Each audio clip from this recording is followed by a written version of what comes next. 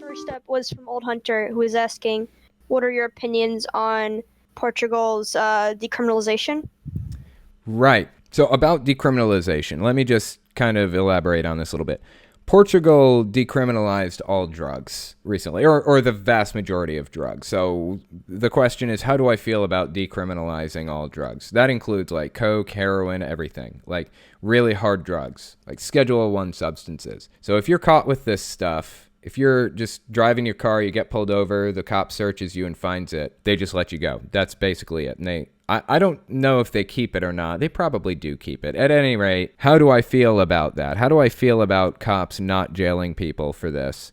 I'm actually so in favor of this. I could not be happier with the fact that countries are decriminalizing drug use. Now, obviously, I'm 100% sober. I don't take any substances. I don't even drink alcohol. I do take nicotine in sometimes, and I also take Suboxone, but that's more of a medication than anything. It doesn't give me any kind of a high of any sort. I just take it like I would any other medicine every day. That's it. Just move on with my life. So I'm 100% sober with the exception of nicotine and Suboxone. So this isn't out of interest for myself in any way. I just know that based on the statistics, countries that decriminalize drugs are actually having way less of a problem with drug use than, say, the US, who criminalizes drug use and is actually waging a war on drugs. The war on drugs has been a massive failure for decades. Everybody knows it, and I have no clue why we're still fighting it and putting people in prison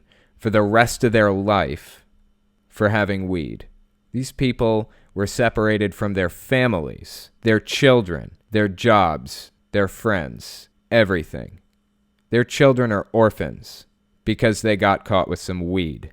It's disgusting to me, honestly. And I'm really glad to see that they're decriminalizing.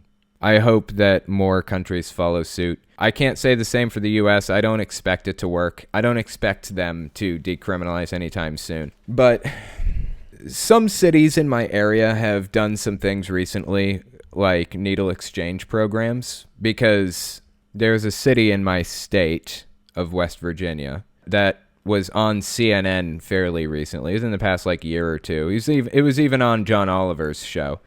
There were like 27 overdose deaths in an hour or something like that, like heroin overdose deaths in like a 2-block radius. Like everybody fucking died. Well, actually a lot of them survived, but they overdosed and they all went to the hospital. And it was because of heroin. Some people brought a bad batch of heroin down from, well, when I say bad batch, that's probably inaccurate. It's actually an exceedingly good batch. That was the problem. They laced it with something called carfentanil, which is it's the most powerful opiate in existence. And it's used to tranquilize elephants. And somehow somebody got their hands on some carfentanil somewhere along the distribution line and mixed it in with the real heroin. And when it reached West Virginia and people actually did it, it fucking killed them because it's so powerful.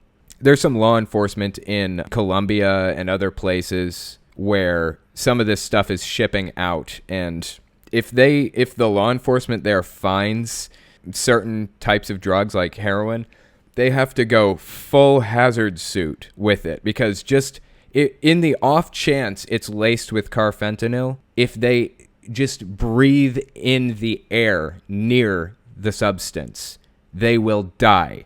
It is so powerful. Heroin is so unsafe to use. It's ridiculous. You're risking your life literally every time you take it. I'm not joking. I was a heroin addict for 2 years. You are risking your life by taking it. So my proposition with this whole thing is the direction that Portugal and other countries seem to be going with this. A city nearby started a needle exchange program where addicts don't have to worry about using the same needle over and over, or sharing a needle with somebody which transmits disease like hepatitis C, which, as it turns out, is another huge problem in West Virginia. Hepatitis C is rampant. So they start this needle exchange program that'll help people so they don't have to use the same needles over and over again, or so that they don't have to share them anymore. That's a good idea. It lowered the rate of transmission of diseases like HIV or hepatitis C. Objectively a good idea. This is going to be a little bit controversial, this next part. I think that the answer to solving this serious opioid epidemic, of which I am directly in the heart in West Virginia, the answer is to create a needle exchange type program for heroin users. So if they are heroin addicts, they can go to these clinics, go through counseling programs and things like that, and safely, legally use heroin there that isn't going to cause them to overdose. I think that's probably the best way to do it. Part of the goal behind the war on drugs has been to cut out the supply to try to kill the demand. But that's not how it works. Cutting out the supplier just means there's going to be a power vacuum there. Just like we saw in the Iraq War when Saddam Hussein was killed, taken out of power, there was a power vacuum, and somebody is going to fill it. Heroin is going to be worth more once the supplier disappears. So somebody is going to be paid millions and millions of dollars. They're going to be in a situation where they are capable of transporting it in, and they're going to be paid millions of dollars for it. That's how it's going to happen, because that's how it has been happening this entire time. That's how it works. That's how supply side attacks work. It doesn't work because of power vacuums. So we need to make the supply irrelevant. We need to give people a safe supply while providing counseling services for them. There are cases where that's been implemented and it seems to have worked. The other question is, how do we get people to not use heroin in the first place? And it's such a complicated answer. For example, Nancy Reagan started the DARE program. The DARE program actually had negative results. More people were using drugs who went through the DARE program than people who didn't go through the DARE program. The reason behind that is very, very complicated, but partially it's due to scare tactics. Scare tactics never work, and they actually do more harm than good typically. So we have to come up with a good program to educate children that's objectively helpful. So anyway, it's a really, really complicated situation, and I'm pretty deeply invested in it because, as I said, I was addicted to drugs for a while there, and I'm right in the heart of the opioid epidemic and everything else. So I don't know. I like what Portugal's doing. I'd like to see more countries adopt that method, and hopefully we can see some good results from it.